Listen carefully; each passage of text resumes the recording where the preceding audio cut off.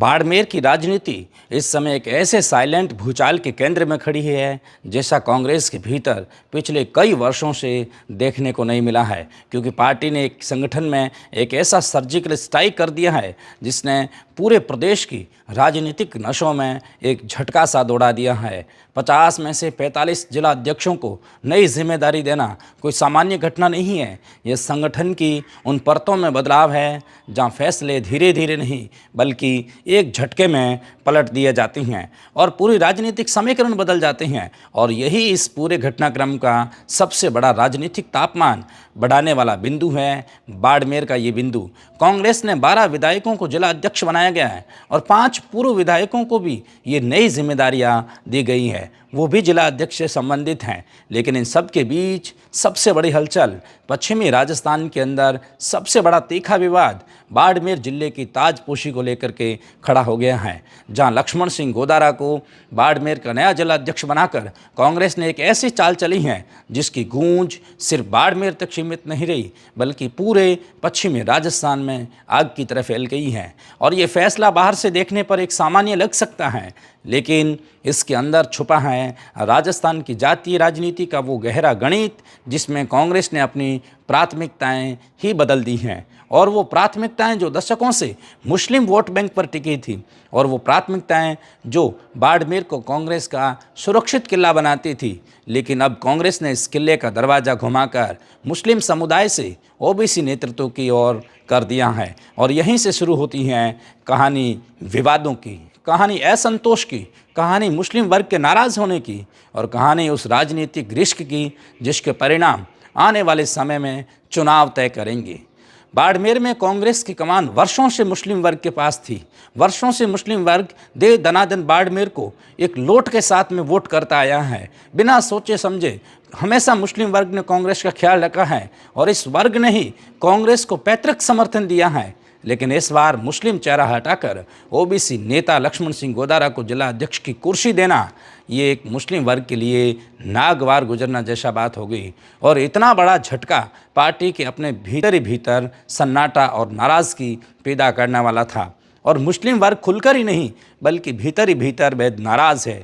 उनसे जुड़े युवा वर्ग सोशल मीडिया पर खामोशी के साथ में लेकिन बड़ी बेचैनी के साथ में लिख रहे हैं और कांग्रेस पर अपना गुस्सा भी निकाल रही हैं। और ये नाराज़गी तब और तेज हो गई जब 2 बड़े नाम पूर्व विधायक अमीन खान और पूर्व विधायक मेवाराम जैन ने भी मौन स्वीकृति के साथ इस नियुक्ति का विरोध किया है।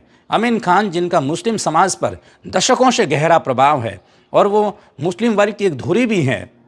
और अगर देखा जाए तो मेवाराम जैन जो हाल ही में कांग्रेस में अपनी पकड़ मजबूत करने के लिए आए हैं, दोनों ने ये साफ संदेश दे दिया कि ये फैसला कांग्रेस के परंपरागत वोट बैंक को चोट पहुंचा सकता है। और इधर जैसलमेर में जो कि अमरदीन को अल्पसंख्यक वर्ग से जिलाध्यक्ष बनाकर बालोतरा में प्रियंका मेघवाल को एससी वर्ग से मौका देकर ये कांग्रेस दिखाना चाहती हैं कि प्रतिनिधित्व का संतुलन बनाए रखा जाएगा और बनाए रखना ज़रूरी भी है।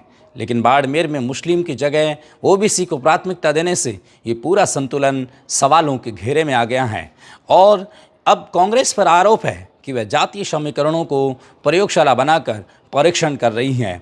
और इस प्रकार कुछ लोग भी नाराज़ हैं, कांग्रेस के नेता भी नाराज़ हैं कि इस तरीके से ये फैसले करना कांग्रेस के हित में नहीं है।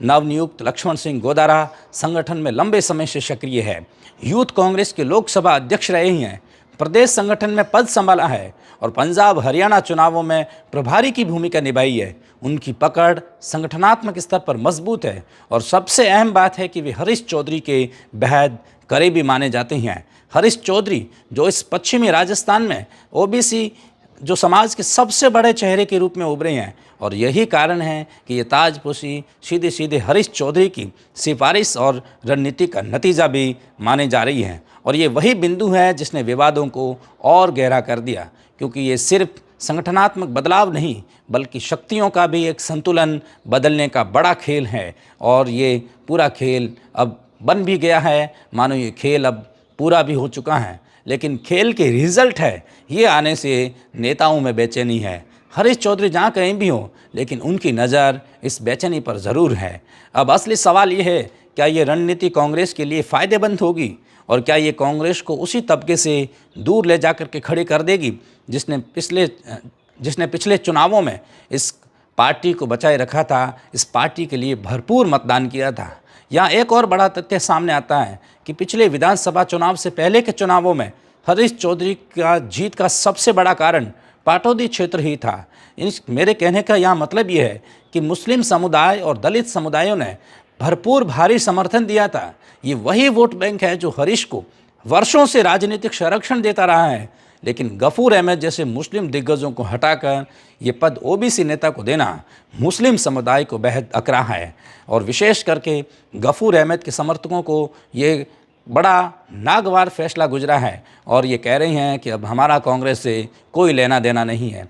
कई समर्थक खुलेआम इस फैसला का विरोध कर रही हैं, सोशल मीडिया की साइट्स पर लिख रही हैं कि अब हमारा और कांग्रेस का कोई मतलब नहीं है। हम क्या वर्षों वर्षों तक दरी पट्टी बिछाए जाएंगे। हमको केवल और केवल वोट बैंक समझा गया है और ये कहा जा रहा है कि ये नाराज़गी यदि बढ़ गई तो नुकसान के साथ में ये हरीश चौधरी को भी नुकसान होगा और कांग्रेस को भी नुकसान होगा। लेकिन हरीश चौधरी को ये व्यक्तिगत स्तर पर अगर नुकसान होता है तो बेहद अधिक नुकसान होगा। और ये भी याद रखिए कि राजनीति में नाराज़गी अक्सर खामोशी में पनपती हैं, लेकिन असर वोटों में दिखाई देता है। बाड़मेर कांग्रेस की वर्तमान स्थिति के अंतर्गत यहाँ गुटबाजी भी चरम स्थिति पे है। एक तरफ गहलोत गुट है जो वर्षों से जिला स्तरीय फैसलों में अपना प्रभाव रखता आया है, भले ही मेवाराम जैन के उदाहरण को देख लो, और दूसरी तरफ पायलट का गुट है जो राज्य भर में युवा नेतृत्व को आगे लाने में जुटा हुआ है। और हरीश चौधरी कभी इस गुट में कभी उस गुट में, लेकिन वर्तमान में अगर देखा जाए तो उनका तीसरा एक अलग ही धड़ा है जिसकी पकड़ ग्रामीण इलाकों और ओबीसी समाज में बेहद मजबूत है। तीनों गुटों के बीच पहले से ही एक संघर्ष था और अब गोदारा की ताजपोशी ने इन तीनों पक्षों के बीच तनाव को और ज़्यादा भड़का दिया है। नेताओं का ये भी कहना है कि कांग्रेस पर्यवेक्षकों ने विधानसभावार फीडबैक लिया था, लेकिन फैसला फीडबैक के ऊपर आधारित नहीं था।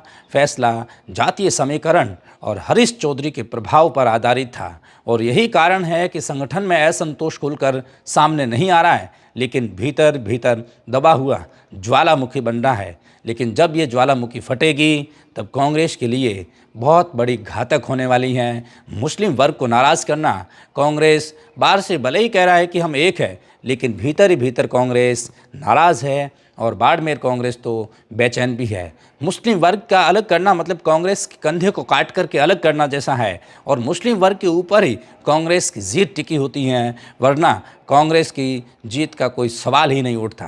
लेकिन अब सवाल ये उठता है, क्या कांग्रेस इस जोखिम को समझ रही है?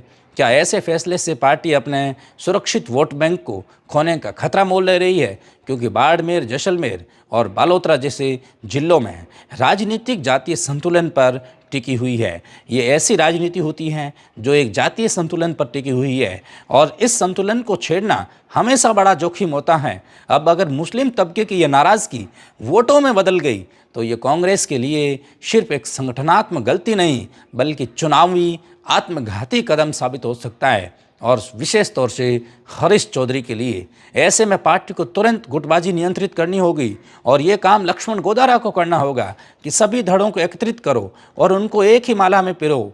और अगर मुस्लिम तबके को भरोसा दिलाना है तो फिर मुस्लिम तबकों के बीच में जाकर के बात करनी होगी, उनके नेताओं से बातचीत करनी होगी और ये काम लक्ष्मण सिंह गोदारा यदि कर देती हैं तो उनके लिए ये सबसे बड़ी कामयाबी होगी। अगर ये तीनों गुटों को एक साथ में बिठा देती हैं तो भी लक्ष्मण सिंह की सबसे बड़ी कामयाबी होगी। और अगर लक्ष्मण गोदारा इस मुस्लिम तबकों और अल्पसंख्यक वर्गों के साथ में दलित वर्गों और ओबीसी वर्ग को एक साथ लेकर के और अगर आगे बढ़ जाती हैं तो लक्ष्मण गोदारा का फ्यूचर उज्जवल होने से कोई रोक भी नहीं सकता। गोदारा की नियुक्ति को एक सकारात्मक बदलाव के रूप में कांग्रेस को पेश करना होगा और ये ताजपोशी कांग्रेस के लिए लाभ से ज़्यादा बड़ा संकट लेकर के भी आ सकती है। कुल मिलाकर आज का पूरा बाड़मेर ये सवाल पूछ रहा है, क्या ये नियुक्ति कांग्रेस की रणनीतिक जीत है या फिर एक ऐसी राजनीतिक चाल जिसके दांव पर पार्टी का सबसे मजबूत वोट बैंक और उसकी चुनावी संभावनाएं दोनों तुले हुए हैं। और आने वाला समय बताएगा कि ये फैसला कांग्रेस को मजबूती देगा या उनको डुबो देगा। जो आपको बता दें कि जिला अध्यक्ष की रेस में गफूर अहमद के साथ में आज़ाद सिंह राठौड़ भी थे, जो एक अच्छे लेखक है, एक अच्छे वक्ता है, जिसने मजदूरों के लिए, किसानों के लिए हाल ही में बाड़मेर में ज़बरदस्त प्रदर्शन किया था और कई वर्षों से कांग्रेस के अच्छे कार्यकर्ताओं के तौर पर भी थे। ठकराराम माली भी थे, लेकिन इनका चयन नहीं हुआ। इनका चयन न होने के कारण पीछे बहुत सारी संभावनाएं जताई जा रही हैं, कई प्रकार के अंदेशा भी लगाया जा रहा है, लेकिन ये सभी बातें राजनीति के उस दरी की बिछात के नीचे दब गई हैं, जहाँ कई संभावनाएं और भी दबी हुई है। लेकिन मीडिया से बातचीत करते हुए युवा यंग लीडर लक्ष्मण सिंह गोदारा ने बताया कि मेरा फोकस सिर्फ कांग्रेस पर है और कांग्रेस को किस तरीके से मजबूत करें, यही मेरा पहला काम बनता है और जिसको मैं निष्ठा से निभाऊंगा। संगठन मेरे लिए सर्वोपरि है और संगठन के हितार्थ के लिए मैं हरदम तैयार रहूंगा, संगठन को मजबूत करने के लिए हरदम तैयार रहूंगा। लेकिन ये हरदम तैयार रखने की बात तो ठीक है, लेकिन सबसे पहले बिखरे नेताओं को एक माला में पिरोना पड़ेगा और जनाधार को मजबूत करना पड़ेगा, तब जाकर के उमेदराम बेनीवाल की तरह कांग्रेस के सांसद निकले और हरीश चौधरी की तरह कोई विधायक निकले। वरना अगर जनाधार अगर कांग्रेस का एकत्रित नहीं रहा तो फिर बहुत बड़ी कांग्रेस की ये भूल हो जाएगी कि मुस्लिम तबके को अलग करके लक्ष्मण सिंह गोदारा को जिम्मेदारी सौंपना। और लक्ष्मण सिंह गोदारा का अनुभव और उनके संगठनात्मक पकड़ और राजनीतिक सक्रियता निश्चित रूप से अगर कांग्रेस को मजबूती तो दे सकती है, लेकिन कब? जब वो सिलसिलेवार एक प्लान, एक मास्टर प्लान, एक प्रायोजित एक प्लान के अनुसार काम करे तो। लेकिन ये तभी भी संभव है जब बाड़मेर में बढ़ती गुटबाजी को रोकें और मुस्लिम तबके की नाराज़गी और जातीय संतुलन को ठीक करें, वरना ये नियुक्ति कांग्रेस के लिए लाभ से ज़्यादा नुकसानदायक हो सकती हैं, नुकसान लेकर आ सकती हैं। और यही वजह है कि आज पूरा बाड़मेर ये पूछ रहा है, क्या ये ताजपोशी कांग्रेस की रणनीतिक जीत है या फिर एक नया राजनीतिक संकट?